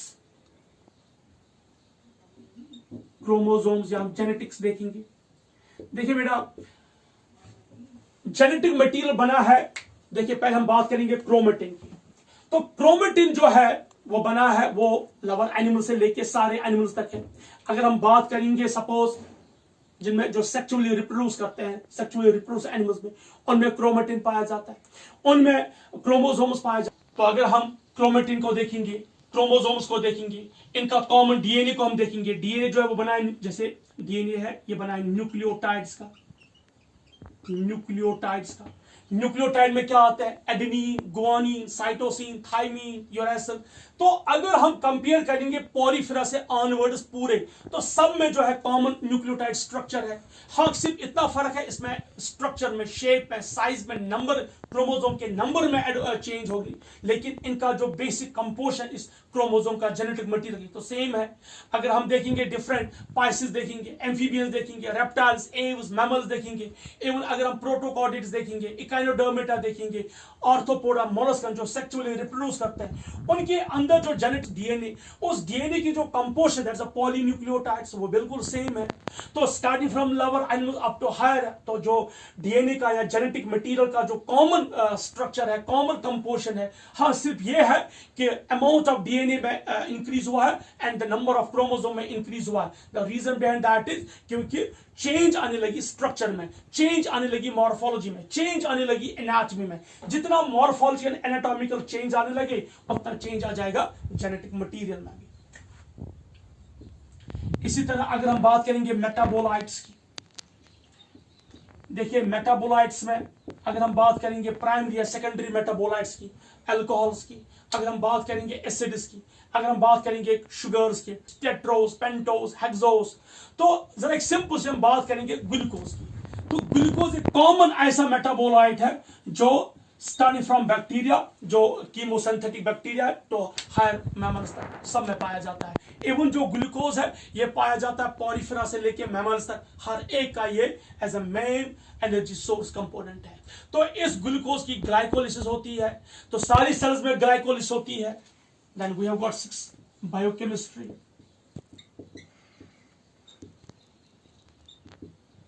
बायोकेमिस्ट्री यानी कि अगर हम देखेंगे ब्रेक डाउन ऑफ ग्लूकोज, अगर हम देखेंगे क्रेब्स साइकिल, अगर हम देखेंगे ऑक्सीडेटिव डिकार्बोक्सिलेशन, ये तो सारे एनिमल्स में सिमिलर है। अगर हम देखेंगे पॉरीफेरा जो प्रोड्यूस करता है एनर्जी में, पॉरीफेरा से मैमल्स तक सेम काइंड ऑफ ग्लूकोज है, उस ग्लूकोज की ग्लाइकोलिसिस, प्रोडक्शन ऑफ एटीपी तो सब में है। तो पॉरीफेरा से मैमल्स तक सारे प्लांट्स में क्या देखते हैं, उनमें जो सोर्स ऑफ एनर्जी है एटीपी वो तो कॉमन है, और एटीपी कहां से बनता है, due to the glucose that's glycolysis, सबका कॉमन है। इसके बाद क्रेब्स साइकिल एक्सेप्ट प्रोकैरियोट्स, सब में यानी कि प्रोकैरियोट्स में जो क्रेब्स साइकिल है, जो रेस्पिरेशन, सेलुलर रेस्पिरेशन वो होती है ऑन द मीजोसोम्स में। सो आप देखिए सारे प्रोकैरियोट्स और यूकैरियोट्स में प्रोडक्शन ऑफ एटीपी जो as a source of energy है वो बिल्कुल कॉमन है। वही देखिए कार्बोहाइड्रेट्स, वहीं पे देखिए प्रोटीन्स, तो सारे प्लांट्स और एनिमल्स बने हैं प्रोटीन्स के। प्रोटीन बना है एमिनो एसिड्स का, तो सब में एमिनो एसिड कॉमन है, सब में फैटी एसिड कॉमन है, सब में लिपिड्स कॉमन है, सब में कार्बोहाइड्रेट्स कॉमन है, उन कॉर्पस का स्ट्रक्चर बिल्कुल सिमिलर है। तो इससे पता चलता है कि एवोल्यूशन हुआ है। अगर हम देखेंगे सपोज एप्स और मैमल्स की, उनके अगर हम देखेंगे ब्लड ग्रुप्स वो बिल्कुल सेम है। ब्लड ग्रुप्स वो बिल्कुल कॉमन है। अगर हम देखेंगे हायर एनिमल्स वो बने हैं, उनमें ब्लड ग्रुप्स है, उनमें blood group A B O पाया जाता है। तो ये जो ए बी ब्लड ग्रुप या ए बी ब्लड ग्रुप या ओ ब्लड ग्रुप ये कॉमन है, सिमिलर है, क्योंकि इनमें क्या पाया जाता है, उन पे एंटीजेंस पाए जाते हैं। तो हायर एनिमल्स में आप देखेंगे इनका ब्लड ग्रुप ऑलमोस्ट सबका कॉमन है, तो इन सब में पाया जाता है ब्लड। उस ब्लड में आरबीसी पाया जाता है, आरबीसी का फंक्शन सारे एनिमल्स सिमिलर है। इसी तरह अगर हम देखिए प्लांट्स में जाइलम और phloem that's meant for transportation of water and nutrients वो भी कॉमन है। तो ये बायोकेमिकल या फिजियोलॉजिकल स्ट्रक्चर्स को स्टडी करने से हमें पता चलता है कि इन सब का एवोल्यूशन एक कॉमन सेल से, एक कॉमन ओरिजिन से हुआ है। इसी तरह देखिए फिजियोलॉजिकल एविडेंस में देखिए जैसे फंक्शन हार्ट, अब बात करेंगे पाइसेस की, फिजियोलॉजिकल फंक्शंस जरा देखिए फॉर एग्जांपल हार्ट की बात करेंगे, हार्ट 2 चैम्बर्ड है पाइसेस में, एम्फीबियंस में 3 चैम्बर्ड है, एव्स में इनकम्प्लीटली 4 चैम्बर्ड, लेकिन क्रोकोडाइल में कंप्लीट 4 चैम्बर्ड, एव्स में कंप्लीटली 4 चैम्बर्ड, मैमल्स में कंप्लीट 4 चैम्बर्ड। वहीं पे देखिए किडनीज में, देखिए किडनीज की बात करेंगे, kidneys are meant for excretion. देखिए पाइसेस में मीजोनेफ्रिक, ठीक है। इसी तरह आ जाइए एम्फीबियंस में मीजोनेफ्रिक, रेप्टाइल्स में मेटानेफ्रिक, इस तरह एव्स में मेटानेफ्रिक, मैमल्स में मेटानेफ्रिक। वो किडनी सब में पाइसेस लेके मैमल्स तक किडनी रोल अदा करती है एक्सक्रीशन में, किडनी प्रोड्यूस करती है वेस्ट मटेरियल, लेकिन उनके स्ट्रक्चर में डिफरेंट है, एडवांसमेंट हो रही है। अगर हम पढ़ेंगे पाइसेस में मीजोनेफ्रिक किडनी, तो उसके बाद metanephric kidney, that means it's advancement. अगर हम प्रोटोकॉर्डिटा लेंगे, अगर हम इकाइनोडर्मिटा लेंगे, अगर हम हेमिकॉर्डिटा लेंगे, उनमें प्रोनेफ्रिक टाइप ऑफ किडनी है। तो प्रोनेफ्रिक किडनी एडवांस में चेंज हो गई किसमें, मीजोनेफ्रिक किडनी में। फिर मीजोनेफ्रिक किडनी एडवांस में चेंज हो गई किसमें, metanephric kidney. That means is the evolution, is the modification. तो ये आप देखेंगे। इसी तरह अगर हम देखेंगे डाइजेस्ट सिस्टम, आप देखिए लोअर एनिमल्स में डाइजेस्टिव सिस्टम सिंपल था, एलिमेंट्री कैनाल पहले इतना कंप्लीट नहीं था, एक कॉमन ओपनिंग थी, that's both for mouth as well as ends. फिर tube with tube body plan आ गया, उनमें एलिमेंट्री कैनाल कंप्लीट था, एक माउथ और दूसरा एंड्स। उसके बाद और एडवांसमेंट आने लगे, जितना जितना एडवांसमेंट, जितना जितना स्ट्रक्चर शेप और या बॉडी के पैटर्न में मॉडिफिकेशन होने लगी, तो डेफिनेटली जो डाइजेस्टम के फंक्शंस थे, डाइजेस्टम का स्ट्रक्चर था, ये और मॉडिफाई होने लगा। दैट मीन्स जो भी हम देखते हैं, चाहे वो डाइजेस्टम हो, रेस्पिरेटरी सिस्टम हो, सर्कुलेटरी सिस्टम हो, एक्सक्रीटरी सिस्टम हो, नर्वस सिस्टम हो, एंडोक्राइन सिस्टम हो, इसमें बहुत सारी एडवांसमेंट आ गई। ऑल्दो इनका बॉडी पहला ही प्लान जो है वो सिमिलर है। अगर हम देखेंगे, सपोज हम अर्थवर्म की बात करेंगे, वो करता है cutaneous respiration, exchange of gases. तो आज अगर हम देखेंगे मैमल्स में जो exchange of oxygen carbon dioxide, ये एल्वियोलाई और ब्लड कैपिलरीज के बीच में होता है, क्योंकि एल्वियोलाई की मेम्ब्रेन जो बिल्कुल थिन लेयर्ड होती है, तो वहां पे एक्सचेंज होती है। लेकिन हमें चूंकि एडवांसमेंट आ गई, इसकी वजह से रेस्पिरेटरी सिस्टम मोर कॉम्प्लिकेटेड बन गया या मोर स्ट्रक्चरल बन गया, जिसकी वजह से पहले nose, nostrils, nasal cavity, nasopharynx, then larynx, then trachea, then bronchi, bronchioles, फिर लंग्स। लेकिन चूंकि अर्थ में एक सिंपल स्ट्रक्चर था, उसमें इतना ज्यादा एडवांसमेंट नहीं हुआ रेस्पिरेटरी सिस्टम में, तो उसमें जनरल रेस्पिरेशन होगी थ्रू बॉडी सरफेस। वहीं पे देखिए आर्थ्रोपोडन्स में, उनमें रेस्पिरेशन होती है through book gills, book lungs, ठीक है, ट्राइकल ट्री है। उसी तरह जब एडवांसमेंट आने लगे, तो आहिस्ता जब हम पाइसेस की बात करेंगे, उनमें गिल्स बनने लगी, मोर एडवांस्ड गिल्स। देखिए अगर हम ऑर्थोपोडा या मोलस्कन्स की गिल्स देखेंगे, फिर देखेंगे हेमिकॉर्डेटा के, फिर देखेंगे प्रोटोकॉर्डेटा के, फिर देखेंगे पाइसेस के, तो गिल्स का पैटर्न बिल्कुल सेम है, लेकिन स्ट्रक्चर में मॉडिफिकेशन हो गई, एडवांसमेंट आ गई स्ट्रक्चर में। उसके बाद जब टेरेस्ट्रियल एनिमल्स आने लगे, यानी कि जो लैंड पे एनिमल्स आने लगे, गिल्स मॉडिफाई हो गए, किसमें? ये बन गए लंग्स में, पल्मोनरी स्ट्रक्चर्स में। तो वहां पे जो टेरेस्ट्रियल एनिमल्स है, वो अब पानी से तो ऑक्सीजन एब्जॉर्ब नहीं कर सकते, तो उन्होंने कहां से ऑक्सीजन एब्जॉर्ब किया? थ्रू नोज से। तो इसके लिए बॉडी के अंदर लंग्स है, तो जिसकी वजह से रेस्पिरेशन होने लगी। और रेस्पिरेशन में देखिए बहुत सारे एनिमल्स देखिए, उनमें कॉमन है कि RBC plays a role in the transportation of oxygen towards the tissues. तो जितना जितना एडवांसमेंट है, तो फंक्शन में भी एडवांसमेंट होने लगी। वहीं पे देखिए एक्सक्रीटरी प्रोडक्ट्स, नाइट्रोजन में देखिए अमोनिया, उसके बाद यूरिया, उसके बाद यूरिक एसिड, उसके बाद ज़ैंथाइन, हाइपोज़ैंथाइन। तो ये सारे जो नाइट्रोजनस वेस्ट है, ये बने हैं कहां से? ये बने हैं फ्रॉम द नाइट्रोजनस सबस, फ्रॉम द प्रोटीन्स। तो जैसे जो एक्वाटिक ऑर्गन, जैसे पाइसेस की बात करेंगे, अर्थवर्म की बात करेंगे, मोलस्कन्स की बात करेंगे, इकाइनोडर्मेटा की बात करेंगे, वो जो प्योरली एक्वाटिक है और वो अमोनोटेरिक है, उनमें अमोनिया एक्सक्रीट होता है। उसके बाद जब टेरेस्ट्रियल मोड आ गए, तो उसमें अमोनिया कन्वर्ट हो गया यूरिया में, यूरियोटेरिक। उसके बाद जब और एडवांसमेंट आ गई, तो जो फ्लाइंग एनिमल्स थे या डेजर्ट एनिमल्स थे, जहां पे पानी की किल्लत है, तो उनमें यूरिया कन्वर्ट हो गया यूरिक एसिड में। तो ये सारे जो एक्सक्रीटरी प्रोडक्ट्स है, लोअर एनिमल से लेके हायर एनिमल्स तक बिल्कुल सेम है। उसी तरह देखिए ब्रेन में तो स्टार्ट हो गया, अगर हम एनालिटिक्स देखेंगे, एक सर्कमफेरेंजियल नर्व रिंग बनने लगी, जिसमें bunch of neurons head region में, उसके बाद एक नर्व कॉर्ड बनने लगा। With the passage of time Aahista Aahista Aahista इस नर्व स्ट्रक्चर में एडवांसमेंट आने लगी। हायर एनिमल्स में क्या बनने लगे? ब्रेन बनने लगा, मास ऑफ यानी कि 10⁻11 न्यूरॉन्स मिलकर उन्होंने ब्रेन बना दिया। और ब्रेन से जो अराइज होने लगा एक नर्व कॉर्ड, जिसे हम बोलते हैं, जो कन्वर्ट हो गया स्पाइनल कॉर्ड में। सो दैट मींस इसमें भी एडवांसमेंट आ गई अकॉर्डिंग टू फंक्शन। तो जब हम ये सारे बायोकेमिकल और फिजियोलॉजिकल स्ट्रक्चर्स देखते हैं, जब हम पूरे बायोकेमिस्ट्री देखते हैं, जब हम बायोकेमिकल कंपोनेंट्स देखते हैं, जब हम सेल के स्ट्रक्चर्स देखते हैं, सेल के ऑर्गेनेल्स देखते हैं, जब हम सेल का प्रोटोप्लाज्म देखते हैं, जब हम एंजाइम्स और हार्मोन्स स्टडी करते हैं, जब हम मेटाबोलाइट स्टडी करते हैं, जब हम जेनेटिक्स को स्टडी करते हैं, जब हम ये बायोकेमिकल कंपोनेंट्स को स्टडी करते हैं, सीरोलॉजिकल यानी कि इसमें ब्लड ग्रुप्स आते हैं, ब्लड पिगमेंट्स आते हैं, उनको स्टडी करते हैं, फिजियोलॉजिकल फंक्शन स्टडी करते हैं, तो हम देखते हैं कि ऑलमोस्ट सारी एनिमल्स एनिमल्स का ये जो है प्लान बिल्कुल फंक्शन सेम है। लेकिन हाँ, सिर्फ एक चीज है, उनमें एडवांसमेंट हो गई according to the habitat, according to need. इसी तरह प्लांट्स में अगर हम देखेंगे, लोअर प्लांट से लेकर हायर प्लांट्स तक या बैक्टीरिया से लेकर हायर प्लांट्स तक, हम देखते हैं प्रोटोप्लाज्म, एंजाइम्स या मेटाबोलाइट्स बिल्कुल, या बायोकेमिकल कंपोनेंट्स बिल्कुल सेम है। तो लेकिन अगर फर्क है उसके फर्दर एडवांसमेंट में। इसी तरह देखिए, फॉर एग्जांपल हम बात करेंगे एटीपी की। जब एटीपी ब्रेक होता है मसल कंट्रेक्शन, जब एटीपी यूज, तो क्रिएटिन फॉस्फेट बनता है। लोअर एनिमल्स जब हम देखते हैं, प्रोटोकॉर्ड्स या हेमिकॉर्ड्स, वहां पे बनता है आर्जिनिन फॉस्फेट। तो आर्जिनिन फॉस्फेट क्रिएटिन फॉस्फेट ये बिल्कुल सेम है, यानी कि क्रिएटिन तो हायर एनिमल्स में क्रिएटिन तो आर्जिनिन ही बनाता है। सो दैट मीन्स इन सारे चीज स्ट्रक्चर, इन सारे कंपोनेंट में, इन सारे बायोकेमिकल कंपोनेंट्स में, इन सारे फिजियोलॉजिकल फंक्शन में, इन सारे सेल्यूलर फंक्शंस में बिल्कुल सिमिलरिटी है। हाँ, with the passage of time इनमें क्या होने लगी, advancement. By this was the fourth evidence. By this we have completed total 4 evidence. अब इसमें एक एविडेंस रहती है palaeontological evidence for geological time scale, जो हम नेक्स्ट क्लास में देखेंगे। तो आज की क्लास में हमने 3 एविडेंस को रीड किया। पहले थी एम्ब्रियोलॉजिकल एविडेंस, किस तरह बाय स्टडिंग द एम्ब्रियो हमें पता चलता है कि एवोल्यूशन हुआ है, जिसमें बायोजेनेटिक लॉ अर्नेस्ट हैकेल का और वॉन बियर्स का लॉ रीड करते हैं। उसके बाद हमने रीड किया biogeographical evidence, distribution of plants and animals on the अर्थ।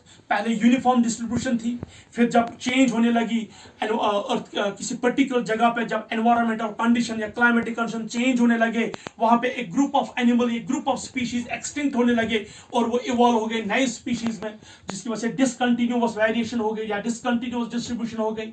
और अकॉर्डिंग टू एल्फ्रेड वेगनर एक मास ऑफ लैंड था ये पूरी अर्थ, जिसे बोलते हैं पेंजिया, जो फिर ब्रेक हो गई 6 रियल्म्स में due to the formation of earthquakes and volcanic eruptions.